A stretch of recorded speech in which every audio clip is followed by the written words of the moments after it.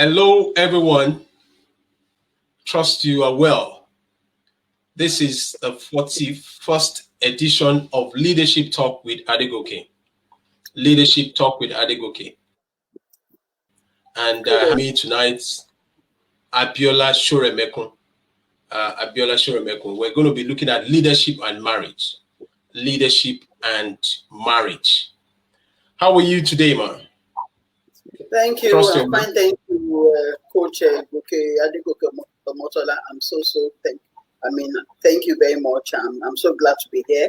Once again, I've been here before in the maiden edition, I think, of your leadership topic, Adegoke, and of course, I've been keeping tabs with all your talks, and we've been coming up with great content. We've been learning a lot. So thank you so much, Coach Adegoke. Thank you so much, and I'm so glad to be here.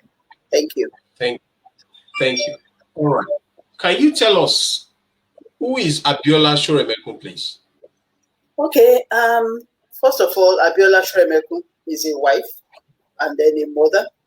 Okay, and then I work in the oil and gas industry with over 25 years professional experience. I'm a chartered manager of Chartered Management Institute of UK. I'm a certified John Maxwell speaker, coach, and trainer. I'm a US certified marriage counselor, and I'm recently, of course, an author, and I published my first book on Essentials of a Successful Marriage, a step-by-step guide last year. So, in a nutshell, that's just me. Wow, awesome. So, how did you get into leadership? Well, let me first of all say something that everyone is a leader. Of course, as a child, from the time I always believe, it is my own opinion that as a child, from the time when you begin to discern between right and wrong, you are an unconscious leader. Then from the time when I grew up, I started reading inspirational books, I became a conscious leader. But when I joined John Maxwell, I became an intentional leader. Wow. So everyone is a leader. Yeah. Now, I just want to jump in real quick. Marriage, the institution of marriage, I know it's, ordained by God. And Can you hear me? Yes, I can hear you. Okay. I said marriage is an institution ordained by God. What's your marriage? What's your perspective on marriage? Okay, so marriage, of course, like you said, is an institution ordained by God. Marriage is made in heaven, but the maintenance is made on earth, Okay. And then, yes, of course. And then marriage is something that God created between the man and the woman to come together to become one. So marriage is God's gift to man, and the Bible has the manual for marriage. So marriage is one of the greatest gifts that God has given to man. Because even the Bible says, it is not good for man to be alone. He created Adam, and then he said, "Oh, okay, Adam, you are alone. Let me create a need for you so that you can keep you company." So marriage is also for companionship. And what else can I say about marriage? Marriage, of course, is also for procreation. He said, "Go ye and be fruitful, subdue the earth," and all that. So marriage is one of the greatest things, as I said, that God created for man, for companionship and for procreation. Wow, amazing. Now you've been married for 25 years. Yeah, over 25 years. Over 25 years. Now, I thought, it must not have, it's not been, an easy road. But what's your perspective on marriage? Okay, let me tell you something. Something that I always share with a lot of people. I always tell people that marriage, the decision of who you marry in marriage is one of the most important decisions that anyone can make. Either the decision of salvation, or wanting to serve God, or wanting to be, live your life, in a Christ-like manner. The second most important decision I can ever make in life is who you choose. Your partner. And then also, because I say this because every man, born of woman, has a destiny to fulfill, has a purpose to fulfill. So the person you marry can either help you to fulfill that marriage, your purpose, can either help you to fulfill your purpose, or can delay your purpose, or can even marry. There has been different, stories, various stories, and various cases, incidences of people, passing on in marriage through physical abuse, and there's also been stories of even children, being victims of marriage, being, children not fulfilling their purpose, children not even, being impacted by the choice of the kind of family that they find themselves in. So marriage is a very, very important thing. And I always also tell people that marriage has a rippling effect, because so that's why it is very important for us that when we're going to marry, and even while we're in the marriage, we should think of the rippling effect that marriage has. What are some of these rippling effects? It has the rippling effect on the society, because the children that you bring into the marriage, if you do not train your children, if they go out there, they disturb the society. But if you train your children will go into the society and become good citizens. Wow, amazing. Now, I know you wrote a book on marriage, can you just speak to that book? Okay, so I published this book, last year. It's called Essentials of a Successful Marriage, a step-by-step guide. And the synopsis of Essential of a Successful Marriage, it contains, the foreword, of course, and then the introduction. And then I talked about 7 essentials. 7, the figure 7 is not by mistake, because 7 is a figure of perfection. So the essentials that I talked about are communication. Of course, the list is not exhaustive. I talked about communication. I talked about trust. I talked about finance. And I talked about commitment. I talked about romance. I talked about love. And I talked about prayer. And I said that some of these essentials are very important to marriage. And in my book, I explained briefly how each one of them can help us to, have a successful marriage. And I also say, there's also one thing that I always say, that successful marriage will never just fall into your lap. It's not automatic. You have to make your marriage work. You work at your marriage to make it work. From the time you say I do in your marriage, you're responsible for what you have in your marriage. If you work at it, you get a successful marriage. If you do not work at it, then you get what you work for. Okay, and then also there's something also that I always say that by being, I've only been married for like 25 years. I will not call that.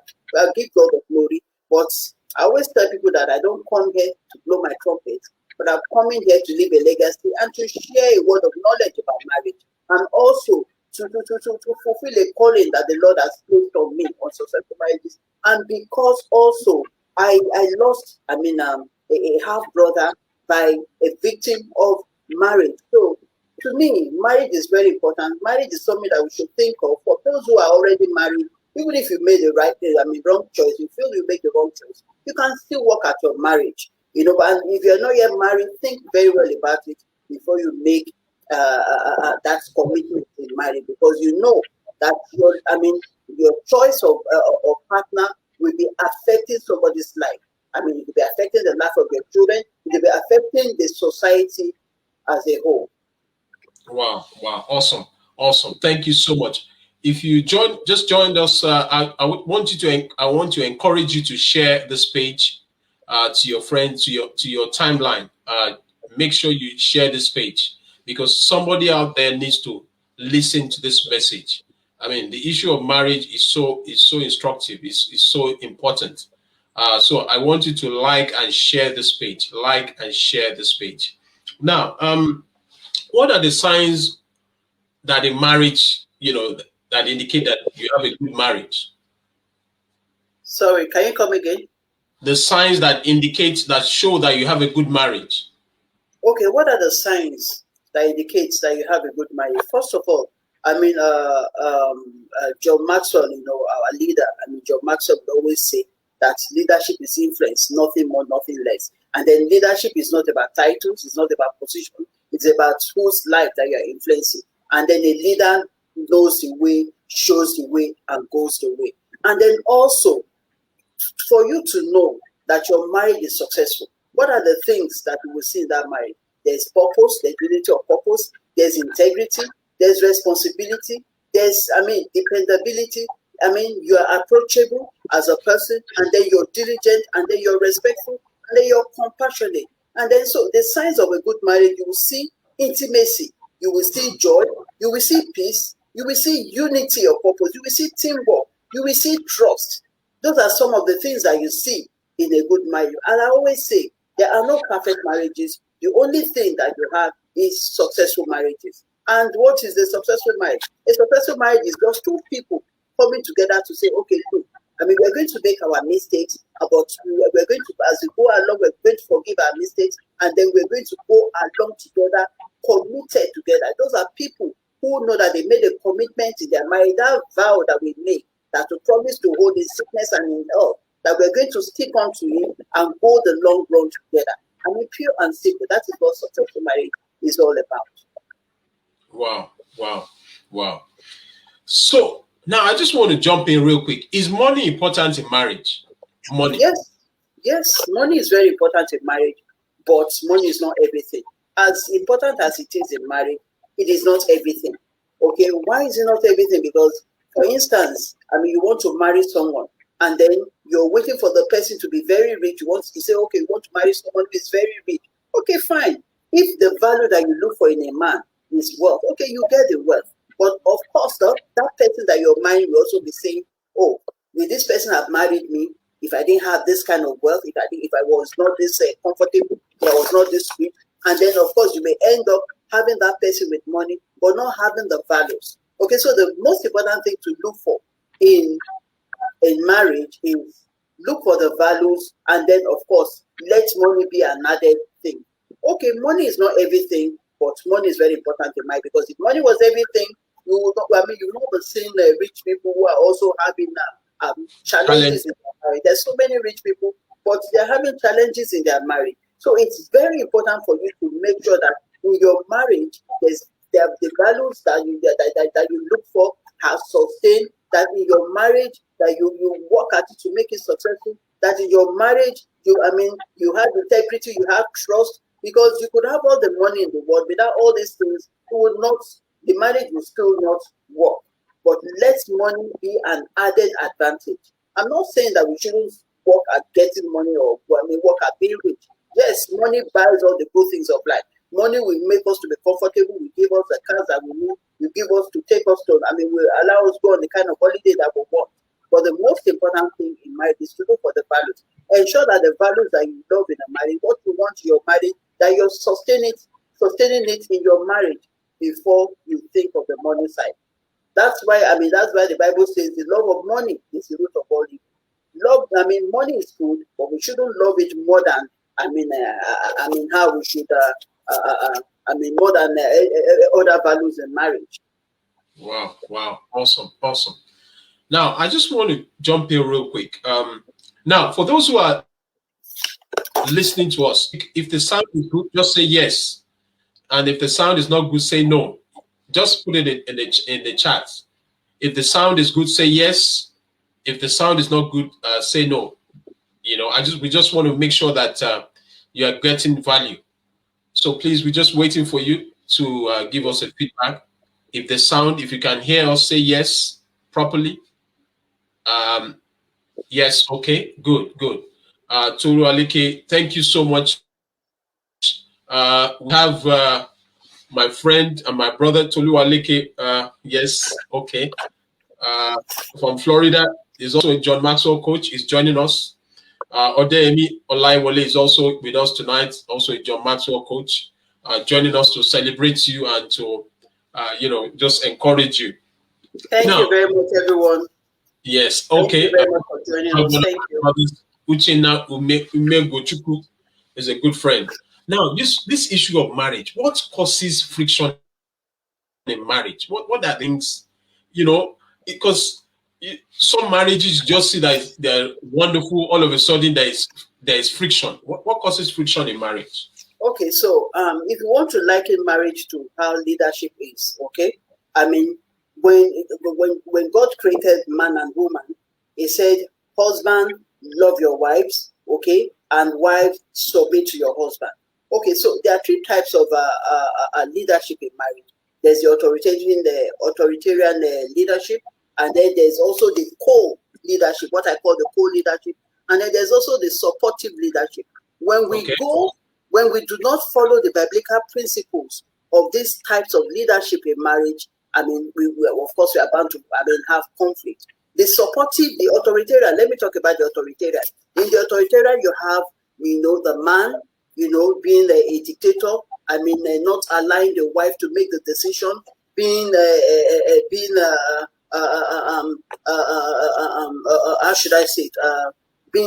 Commanding, being like wielding a lot of power in the relationship, not allowing the woman to make decisions. That is the authoritarian type of leadership. Then you have the co-leadership. Hello, Yeah. Before you, is it only the man that is authoritarian? The woman. So, are you saying the woman can never be authoritarian?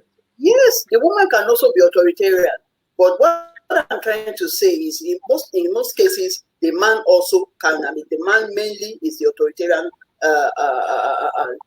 leadership, leading the marriage. Yes, okay. Yes, but you do have. Okay, for example, let me tell you about a story. There's this story of a man. He was very successful at work, but in the home, he was not successful. The wife was always complaining that he was not, standing in. He was not standing in as a man. He was not standing in as a husband. He was not standing as a father. He was not making decisions. So, the man now went for, counseling, and then the counselor decided to, started asking him questions. I got to know that when he was young, the mother was the dictator in the marriage rather than the dad. So he felt that was the order of things. So sometimes you have the woman being the dictator, but most of the time you have the man being the dictator. So what I'm trying to say is, if you do not follow the biblical principles of what God wants in marriage, when he says the man will be the head of the home, but that's, mind you, the head that we're talking about now is not the head that dictates, is not the head that wields power, but it's about responsibility. Okay. It's about being responsible for your family, about taking care of your needs, nurturing your family. So when you do not have the order of how marriage should be, when you have either the authoritarian or even the co-leadership, in co-leadership, you want to come together and say, oh, okay, the two of us must make the decision together. But what happens when one person is not around? Or what happens when maybe there's an emergency? Won't one person make the decision? But the biblical one that God wants is a supportive leadership. The one in which the wife knows at the head, the husband is the head of the home. And then the husband also knows that even though I'm the head of the home, I must not lord it over my wife. I must also hear our own input in every decision that we want to take. And that's number one. And then the husband too will also say, okay, look, okay, if I'm taking this decision, I will work. We will go into the marriage with the objectives and the goals that we want, complementing each other. I can say that, look, okay, these are your own strengths, these are my own strengths, these are your own weaknesses, these are my own strengths. So the husband will say, okay, I will do this, you are better than in this, and then I am better in this, then I will take this. Let me give you an example. There are situations, there are things that are coming, like in my family, for example, when we have to take decision. For instance, the kind of school that the child will go to, I will be the one to take that decision. Not that my husband cannot take that decision, but we say, okay, look, you have that strength. You are the one that's so knowledgeable. You're well versed. You know what to look for. Okay, so go and do this. Okay, then there's sometimes when we want to buy maybe a property. Of course, I'll leave that to my husband. That you have that strength. You're a strength guy. You can always tell. So this is what I'm saying. So when you have the order of things in marriage, it makes the marriage, peaceful. But when the order of things is reversed, then of course you have the other way. But marriage, you have been married for over 25 years. You are making it sound as if it's as simple as ABC. You are talking about scripture, you are talking about, authoritarian marriage, in marriage. But do you know that, I'm just speaking. I've been married for, over 20 years. We do respect you, are my senior. But we want you to speak to those who are just starting off, 2 years, 3 years in marriage. What would be your advice to them? Because one of the sessions that we had about a year ago, you were saying that, the first 5 years of marriage, is when you really begin to learn so much. If you can, go beyond that, then there's a lot of hope. Can you speak to that? Okay, thank you very much. Okay, I was trying to speak in towards the scope of leadership and marriage. But if you want to go that way, no problem. Okay, so in my book, I said that my book is usually for, not that, it's okay for everyone, okay, but usually I said that the first 5 years of marriage is usually the most important in that marriage, because most of us, even me included, I remember when I first got married then, I told myself, I said, okay, now I'm married, what next? And that was the first question I said in this book. I said, now I'm married, what next? What is the next thing? The next thing is to begin to work at your marriage. Okay, so imagine, before we got married, there was much love, there was passionate love. We couldn't wait to see each other. We love to go on dates. There was much love there. They always say that the courtship is the most enjoyable time in marriage. So after getting married, the next thing now, you begin to work at your marriage. Now, marriage, what is marriage? Marriage is two people coming from different backgrounds with different ways of doing things, different values, different beliefs, and then coming together to live together as husband and wife. Of course, there's bound to be friction. You can imagine. Even you and your siblings, with the fact that you grew up in the same home, you still have friction. So talk less of two people coming from different backgrounds and then coming to live together as one. So what are the first things that you start to do? The first things that you start to do is to begin to work on your marriage. And what is the first thing? It is communication. Communication is that bridge in that marriage that lets you build your marriage. Because with communication, you begin to talk to each other.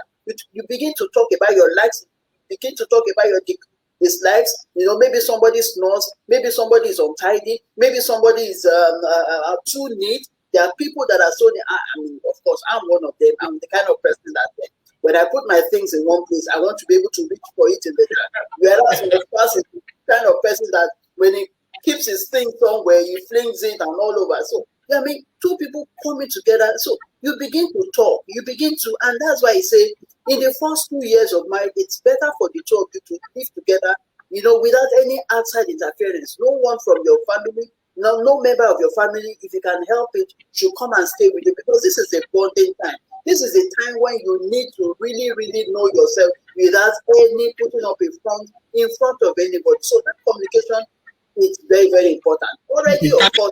Can I stop you there? You say that no member of your family should come and stay with you. They say that it takes a village to raise a child in Africa, and you are now saying, look, your husband that was raised by a village, and you now say, okay, a sibling or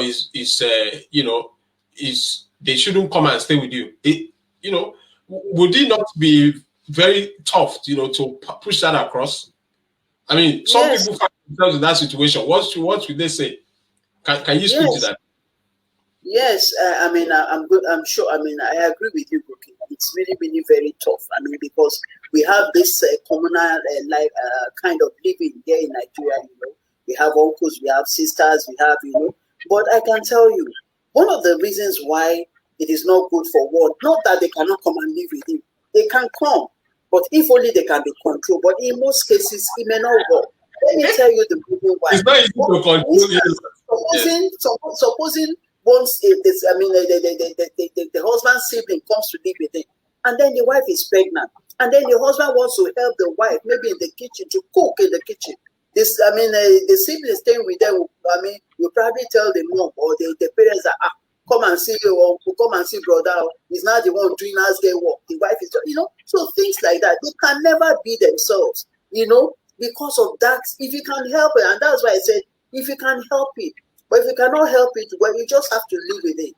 But if you can, and that's why the Bible says, the two of them should go, and two shall become one. It did not say three shall become one. It said they shall leave their father and mother and shall become one. Because God knows what he's talking about. Because at that particular time, he doesn't want interference.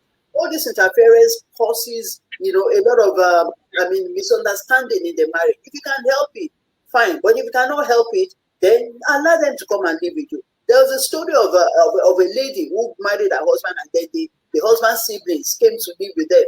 And she found herself, cooking every day. She got so tired, she got so ill. And then she told the brother, she told the husband, she said, look, why can't you look for, a place for your siblings? You can rent them a place so that they can live there and then maybe be together and all that. You know what? The husband told the siblings, and the siblings went and reported him in the village that, our brother is sending us out of the house. And of course, so these are some of the things that happen. You can never be yourself while there's a third party. You need to be yourself, because that's the time, that's the bonding stage. That's the time when you show yourself who you really are. While you're still courting, there's no way you can actually know yourself. There'll still be some things. Sometimes you're on our guard, especially when we're dating, we're on our guard. We don't want to let out. But by the time you get married, what are you hiding again? The two of you are going to be together. You're going to be, living under the same roof. So you can't hide anything. So this is the time when you need to be yourself. And to be yourself, you need to be alone at that particular time. If you can be helped, it's better, at least for the first 2 years. We're not saying forever. We're not saying that siblings cannot come and live with us. But for those first 2 years, it's always better for husband and wife to be alone together, so that they can understand each other better and bond better. Because that bonding stage, it's very, very important. And that's why we say that if you're able to survive the first 5 years of a marriage, you have the chance of going at it for a long run. And so that's why this book talked about, my book that I wrote talked about, the 7 essentials that can help you to build that bond. Okay, we'll still get to that. Awesome. Yeah. I can see that, there's so much energy, so much passion in this area. This is your niche area. You are not just, somebody that is speaking of marriage, but you are still, undergoing that journey, and to the glory of God. We're trusting God that we will attend your 30th anniversary and many ways. And you're not just a speaker, but you're also an author. Your book, Essentials of a Successful Marriage, and you're also a certified professional marriage coach.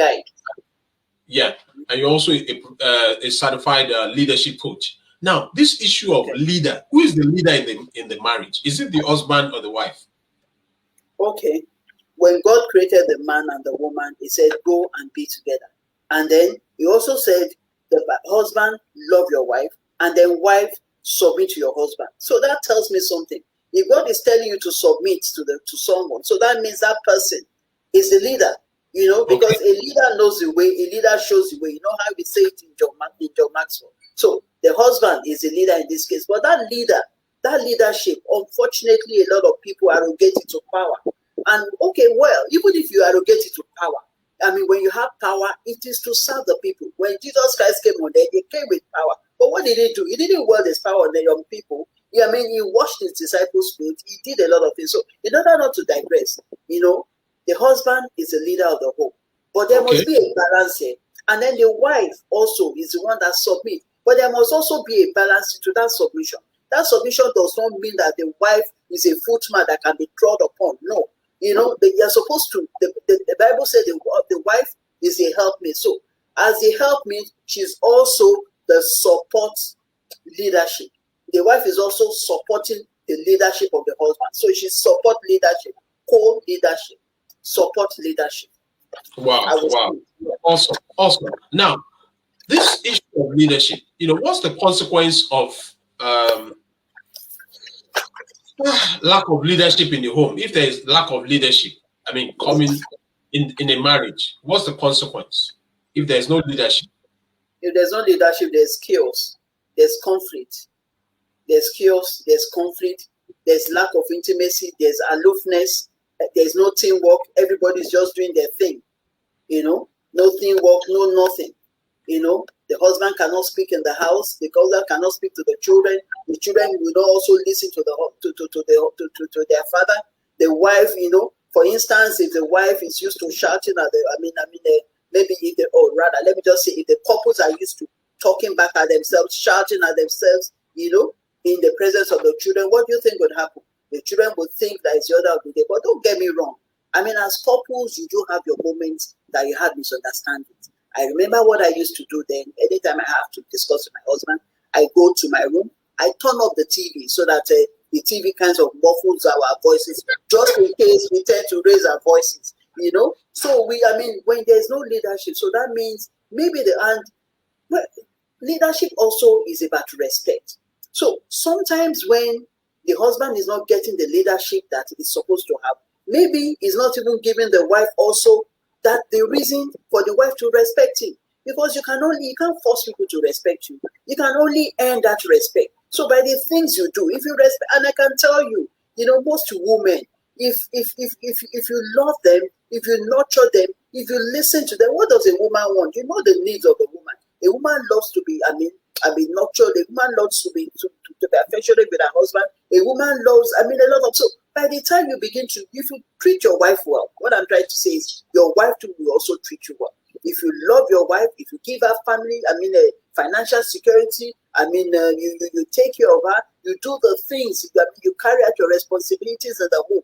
The wife, of course, is bound to respect you. And when she respects you, then she can, at least acknowledge your leadership in the home. So if there's no leadership in the home, maybe someone is not doing what he should be doing. Probably the man is not doing what he should be doing, or the wife also, for one reason or another, is not also submitting. And there can be a lot of things responsible for this, especially if the wife is. Sorry to jump in. I want to talk about trust in marriage.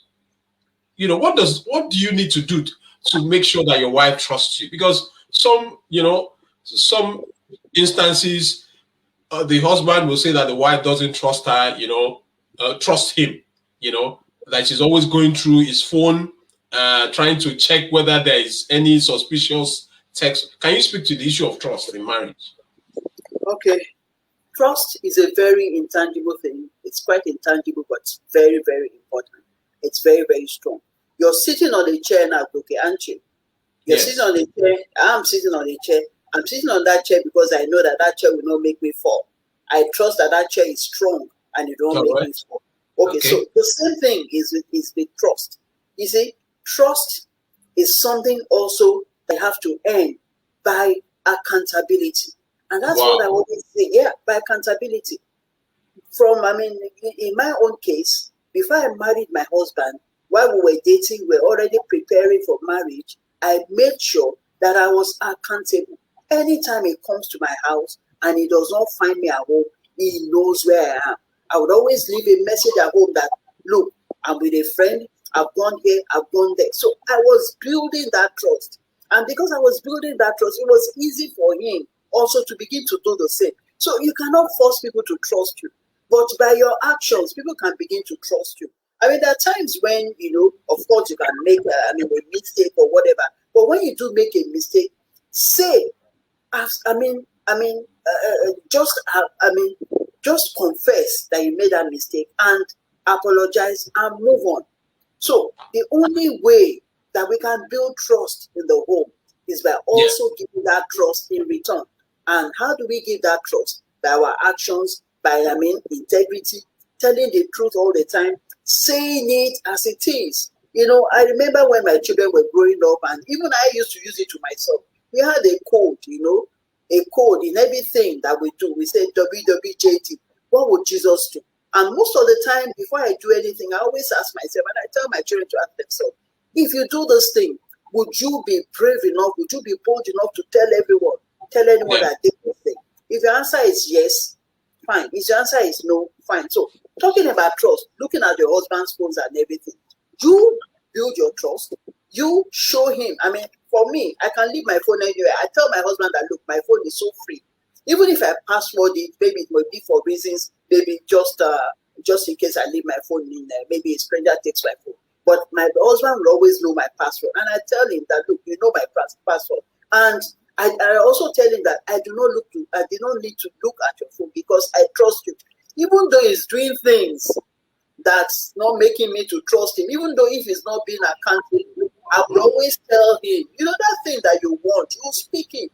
I trust you. When he's going out, when he's traveling, I trust you. And I trust that you will not do that thing that you'll be afraid or will not be bold enough to tell me. So you begin to, as you begin to say those things, guilty conscience too. We also try to, we also, the man too will also start to feel that, okay, if this woman is saying all this, I better also, be, So I don't need to check his phone, because I always tell him that I trust you and I know you will not do anything to hurt me. So I say, even though I'm not sure, but I say it until it begins to come. You see, that thing that you want, you have to speak it.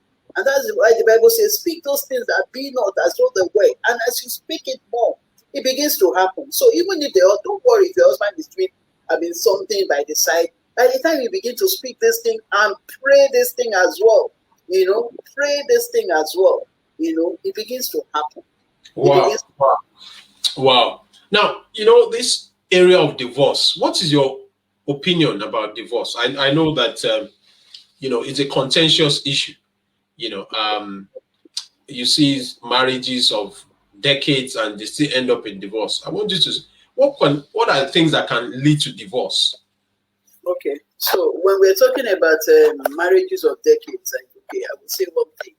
I would say that in our own days, when we were growing up, we didn't have it good. We didn't have, we're not opportune to have this kind of knowledge that a lot of people have now. And so, a lot of us made mistakes along the line, which even the society is trying to correct, and which even the church is trying to correct. Some years ago, you would never find a book in the church with sex inside it. Would you? You would never find. So a lot of us, marriages of those decades, they had, a lot of us at that time didn't even go for counseling. So we did it the way we could, listening to friends, talking to friends. A lot of us didn't even know about counselors, and that was why there was a time when I was called upon to come and answer a question about young people saying, oh, they don't want to get married. All they see is the divorce, infidelity, and all that. I say yes, that our generation, we need to begin to apologize, to the younger generation, because we are not molded to them what a marriage should be. We are not molded to them, and it's not our fault. We did not know better. In our own days, we could never ask our parents any question. We could, in our days, for instance, in marriage, the wife would never ask the husband for sex. They would say, oh, she's been promiscuous. So you can imagine a wife that is in a marriage that can never ask her husband for sex, and then goes to the office, and then somebody is complimenting her, giving her attention. What do you think would happen? She will begin to fall for that guy. So a lot of mistakes have been made. A lot of misconceptions have been made in marriage that has made a lot of us to, that has made the divorce rate to go so high. So we are not modeling good marriages for people. Okay, but I would tell anyone that no matter how bad things are, as long as you have that commitment and as long as you're able to forgive, you can still go ahead with your marriage. Yes, as long as, and that's why the Bible says, if you can forgive each other 70 times, as long as you're able to forgive. I've had to cancel people. I've had to cancel. There was a friend that I canceled some time ago, a long time ago. She was going to, divorce her husband. And why was she going to divorce her husband? Because she said her husband committed, he was not faithful, and she caught the husband red-handed in a hotel room with another woman. And I said, yes, you have a right to get hurt. You have a right to be sad. And you have a right to say you want to divorce him. But I asked her, can you forgive him? So if he shows remorse, can you forgive? And she said, yes. And then, lo and behold, till today, they're still together. So I was able to answer that. So as you are able to forgive, it doesn't matter.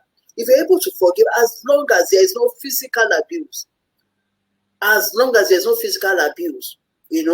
we would rather have a separation than have murder on our hands. But as long as there is no physical abuse, we can still go at it together. We sorted out. Now, I want you to speak to this issue of, when you have a relation, husband and wife, and they have a disagreement, and the woman moves out with the children. What would you say to? Obviously, you don't have all the facts, but based on what I've just said, they have a disagreement, and the woman moves away with the children and takes the children away. What would you say to that? That kind of, to those couples? Yeah. Okay. Yeah. the first thing you need to begin to understand is, okay, what is actually going on? You need to call the two of them together. What is actually going on in the marriage? Is it that one person, is there physical abuse? Or is there, and then there's something worse also, okay? Something worse than physical abuse, it's also emotional abuse. And emotional abuse can really, in fact, that's even more dangerous. Both of them are dangerous, both physical and emotional abuse. It's dangerous. And then it happens, and such happens even among Christians. And why do I say that? We Christians, that because we're Christians, we're not supposed to go out there to commit adultery. And then you find, a spouse not, fulfilling the needs of the other person, and then knowing fully well that person cannot go anywhere. So okay, can I just, there's a question here. Mary Ellen Nadi, she's also a John Maxwell coach. I think we have so many of our colleagues here tonight. We celebrate and salute all of you. If you're just joining us, this is Leadership Talk with Adegoke. It's on Apple and Spotify podcast, and I have with me Abiola Shoremekun. She's works in the oil and gas sector. She's been married for over 25 years. She's a certified marriage counselor.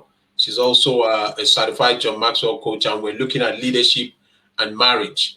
Someone just asked the question. It says, someone asked on Facebook, if a cheating wife can be given a second chance. Can you speak to that? Yes, a cheating wife can be given a second chance, just like a cheating husband can also be given a second chance. Okay. So far, the most important thing is if the cheating partner shows remorse. Okay. That's the first thing, shows remorse. Then after that remorse, the next thing is begin to counsel them to know the reason why that person cheated in the first place. I don't think anybody will just go out of their way to go and cheat if there's nothing wrong with the marriage. Something has to be fundamentally wrong. Either the husband is not fulfilling his obligations to that respect, in the home, or maybe even if he's fulfilling that obligation, he's not ensuring, that the wife is even enjoying it. In my book, I talked about romance, and I said that in romance, in sex, there's no place for a selfish lover. The two of you must have that harmony. You must be able to enjoy the act.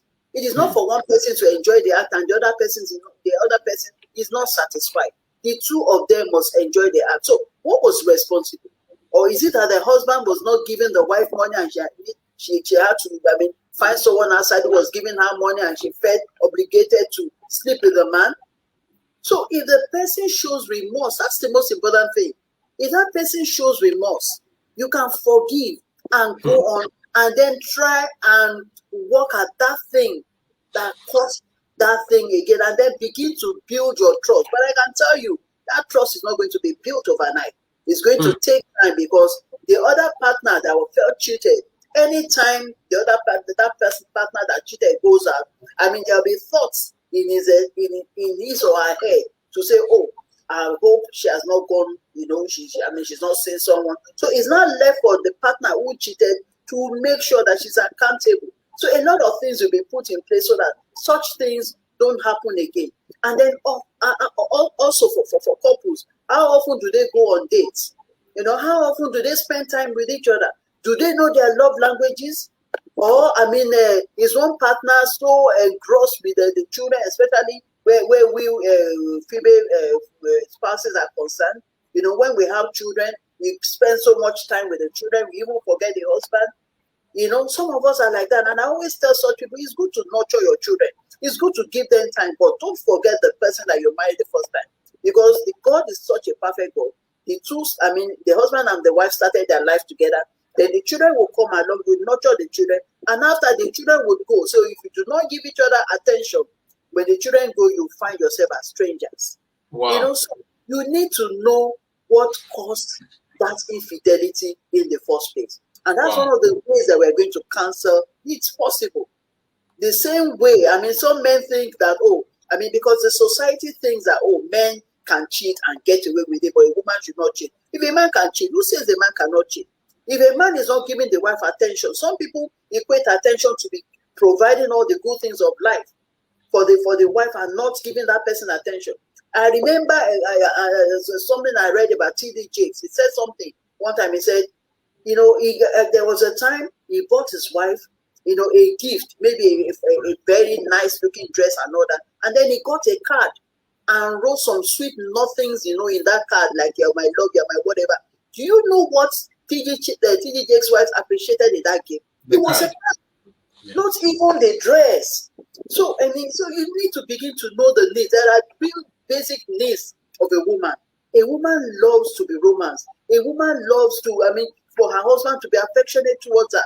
A woman wants to talk to her husband, wants to feel close to the husband. It's not about giving gifts. It's not about making her life comfortable. You need to give yourself time. You need to spend time together. Thank you so much. Now, this issue of someone is just asking about love language. This issue of love language, is it important in marriage? Yes, very important. You need to know your love language. There are 5 love languages. I may not be able to, remember all of them. There's, spending quality time together. There's gifts. Quality time together. Yes. Gifts. For some people, it is gifts. For some people, it is gift. For some people, I cannot remember, but at least words of affirmation, yeah. Yes, words of affirmation. I love you. I love you. Do you know? For me, I remember one time, I was talking to a colleague. This colleague is not a pastor. He's just, a Christian and all that. So we just got talking, and he said, "Oh, do you know how my wife and myself?" I think we got talking to one place, and he said, anytime he wakes up in the morning, he and the wife, they always greet themselves by saying, "Good morning, my husband, I love you." And I said, wow, this was a long time ago. And I picked that up. Every morning after prayers, my husband and myself, we greet each other. "Good morning, my husband, I love you. Good morning, my husband, I love you." And I can tell you, okay, sometimes it's so challenging, especially those times when we have misunderstanding. Those days when we have a misunderstanding. Wow. But we know that we are committed to saying it. So even if we say it grudgingly, "Good morning, my husband, I love you. Good morning, my husband, I love you," but we will still say it. So words of affirmation are very good. And you can imagine you've been saying that all the time. What do you think would happen? The love will go strong. It is that thing. Speak those things that be not as though they are. "Oh, you're beautiful. You're looking nice." A man likes, to be appreciated. "Oh, you're looking nice. I like your shirt. Oh, I think this one looks better on you." Appreciate your man. Sometimes when he does something. Sorry, I just want to comment because our time, we have a limited time, but this is something that we can even do part 2, part 3, part 4, But yes, I want to speak to this issue of spirituality in marriage. The husband doesn't want to be going to church and the wife wants to be going to church, and it's causing a lot of friction. Can you speak to that?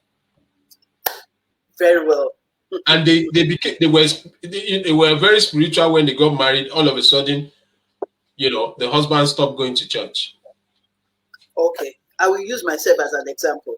When I first met my husband, before we started, when we started dating, okay, I was not a Christian. I was not a born again Christian. I was a Christian, the nominal Christian, and he was also a Christian, but not, the born again, spirit-filled, in quote, Christian.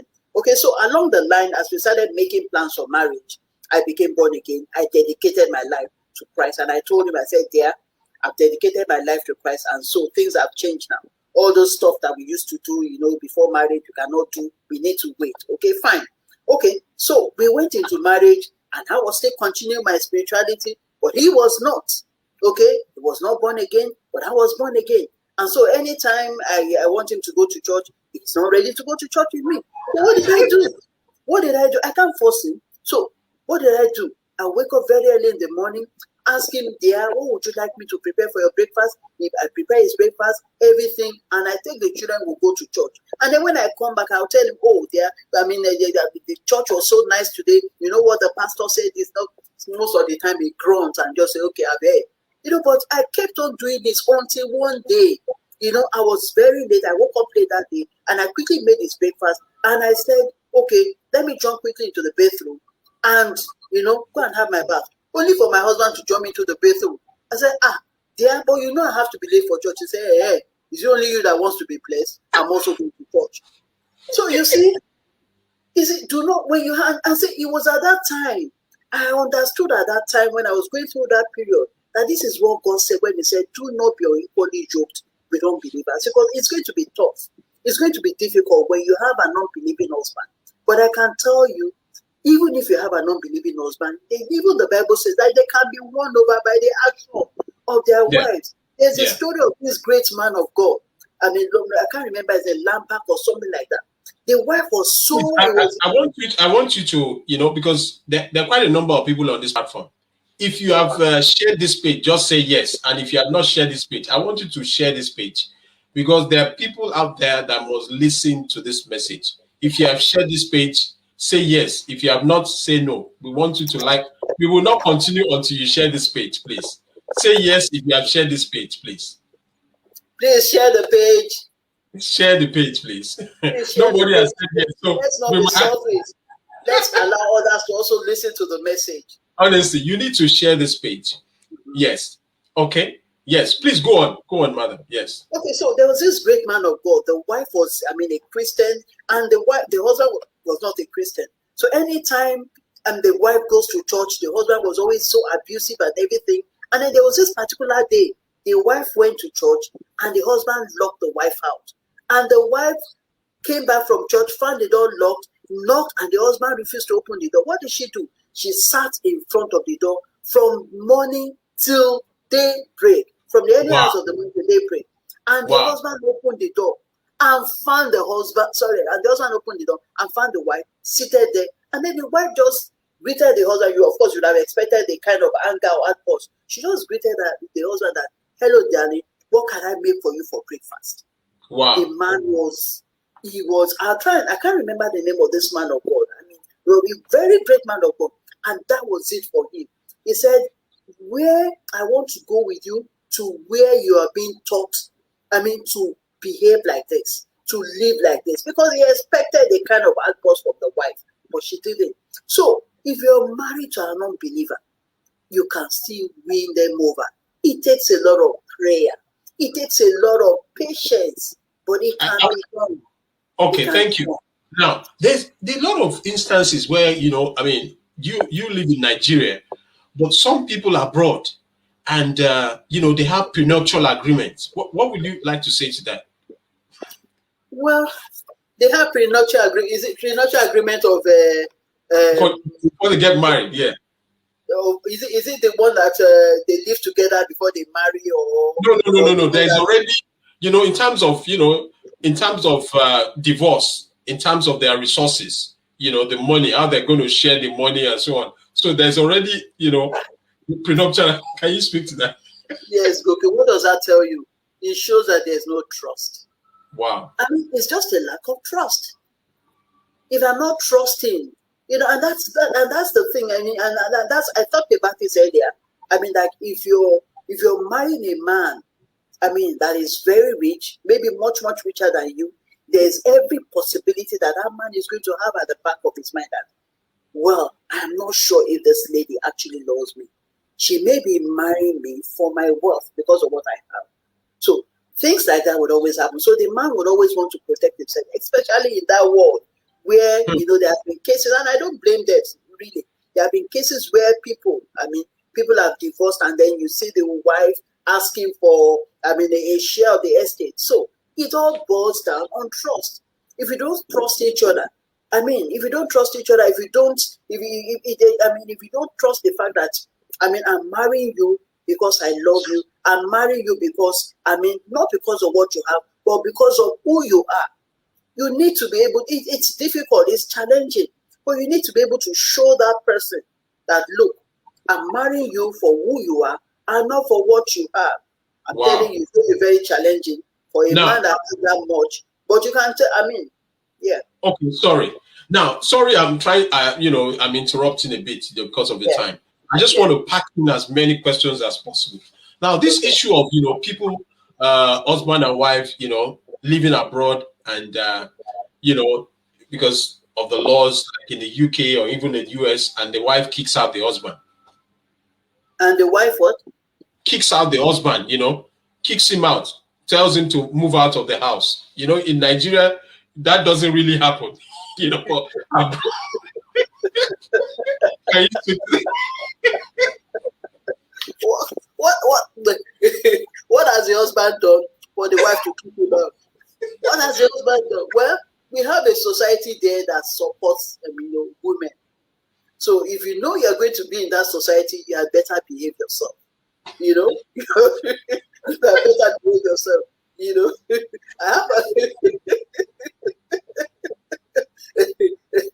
there are people, couples. When I say couples, who are relocating, what I always do is I will call the husband. I will call the husband aside and say, look, you're going into a society where women are respected, where women, are given the advantage over the man.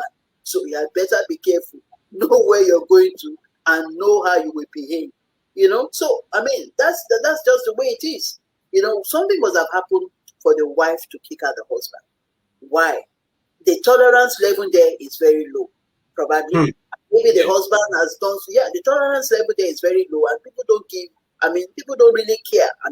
If you cannot provide for the family, there's nothing like, oh, I'm looking for a job, or I'm leaving a job because I'm not satisfied with what they're paying me, or I'm going to sit at home until I get a job. If you are not providing for the house, then you cannot be eating. You cannot be getting a free food, free heating, free everything.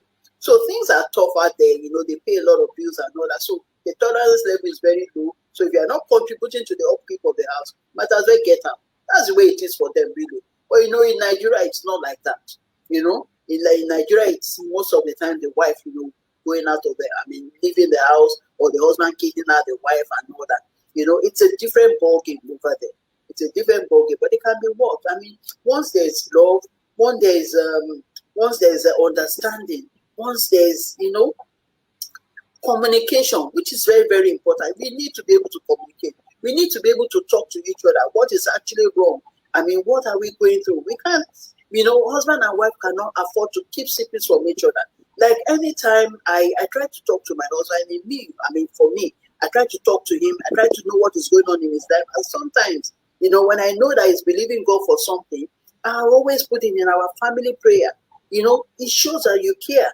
So you can always talk about things, everything does not have to be, about money sometimes, Wow. Now, I want you to speak to this, in terms of raising children. Times there's a bias. Men feel that the wives, they because they're closer to the children, they manipulate them,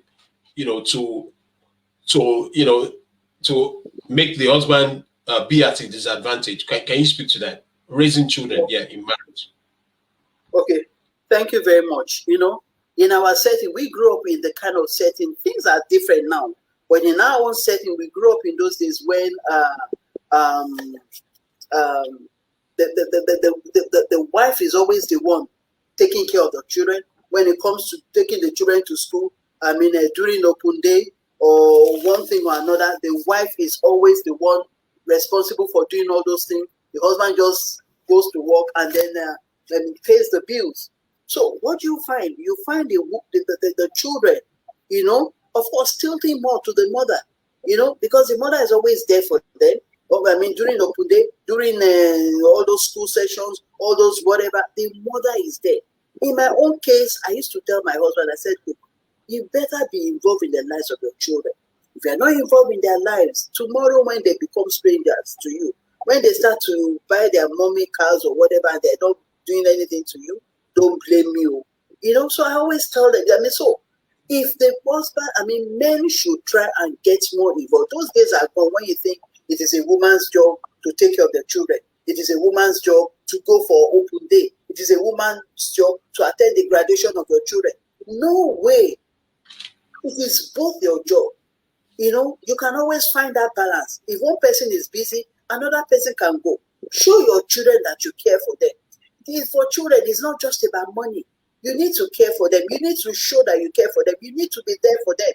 You need to be able to talk to them. I talk to my children. I talk about school. I talk about everything. When they were in school abroad, I even have their timetables, their school timetables. So I can always tell You know, I can always tell when they're supposed to be attending lectures or not. Sometimes I even try to call them when they're attending lectures. Wow. So that when they answer me, I'll say, are you not supposed to be in lecture? What are you doing?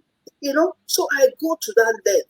You know, so we men, husbands should have, should try and put in more time, be involved in the lives of their children, so that the children also, when they get older, they would also be involved in the lives of the two of them. In their parents. They will not segregate. Wow. Okay, so it's very, very important. Those days are gone. You know. Wow.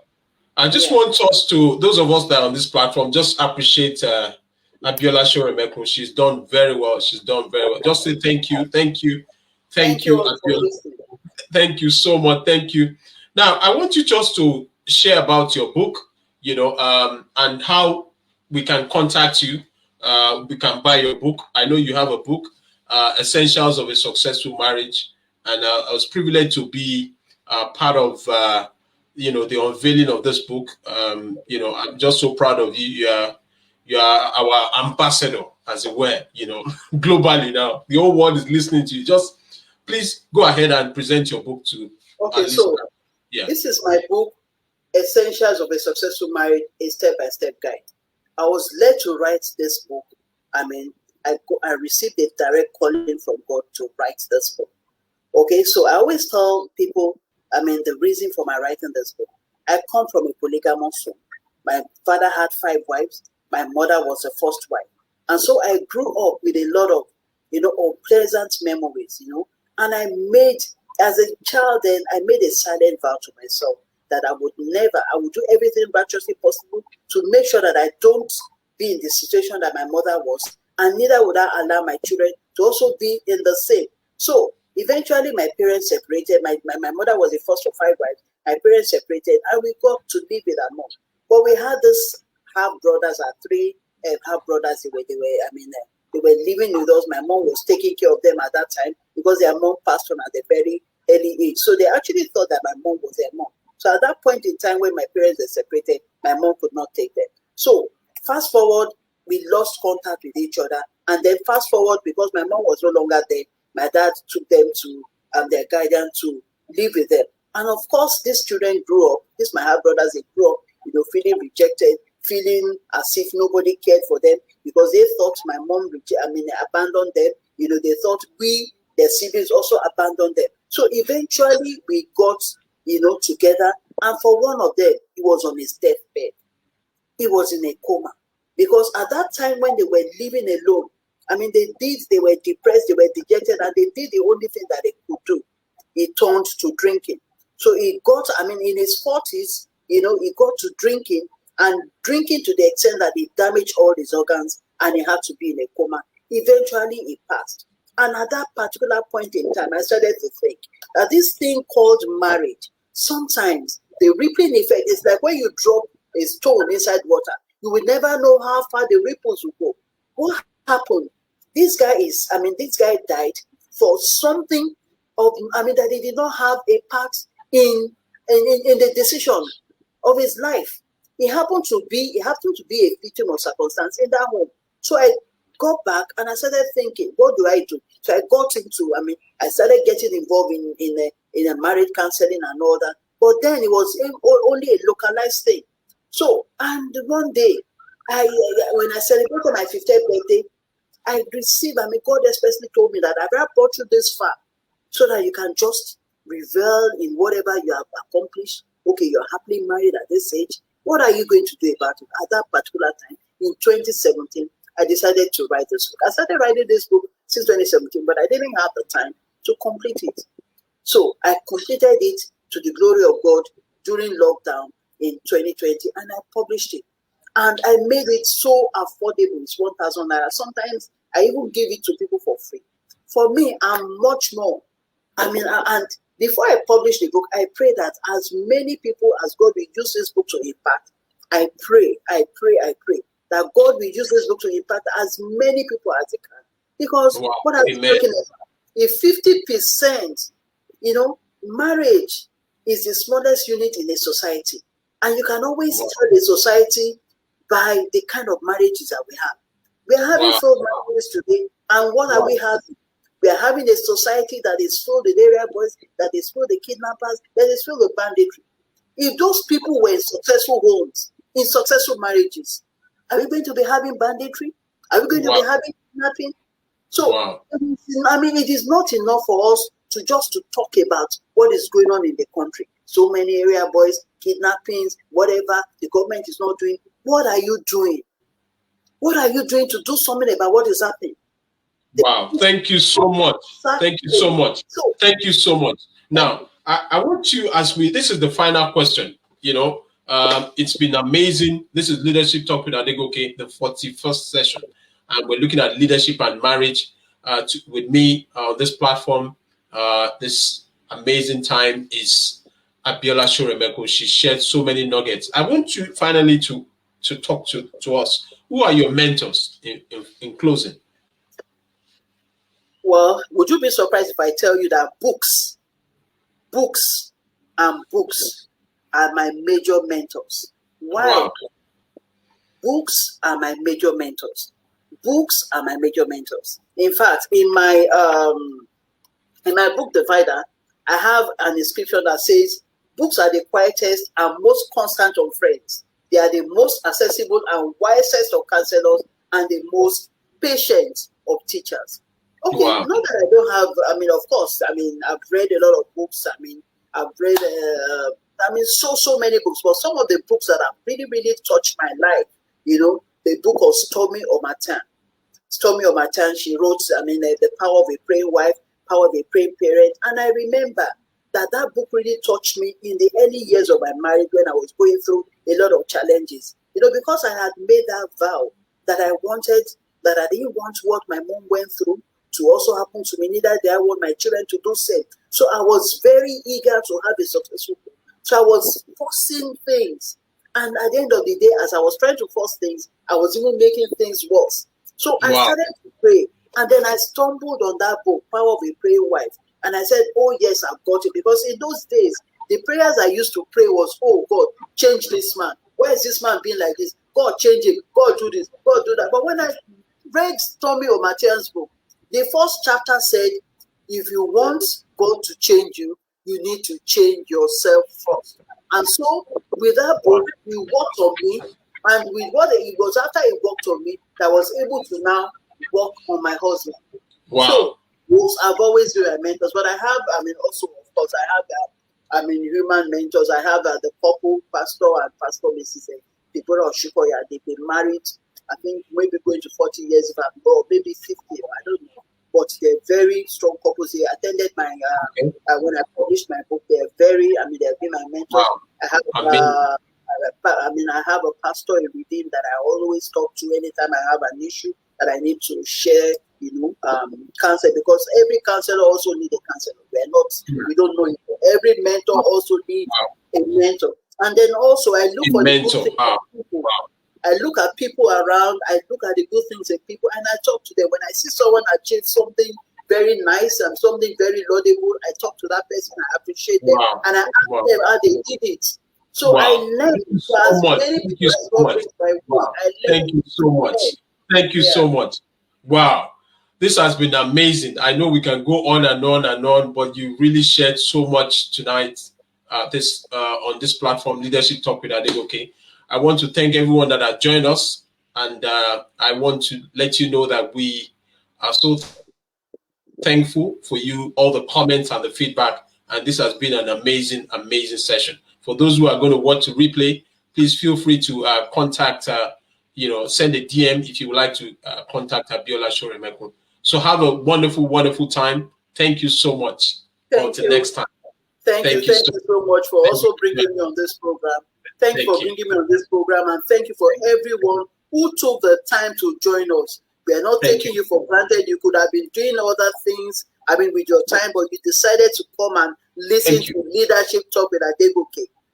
Thank you. Thank you so much. And thanks to the coach, our coach, Adegoke Omotola. Thank you for always showing up. Thank you for always bringing people of great content and for always giving us, thank you so much. Thank you. Thank you. I appreciate you too.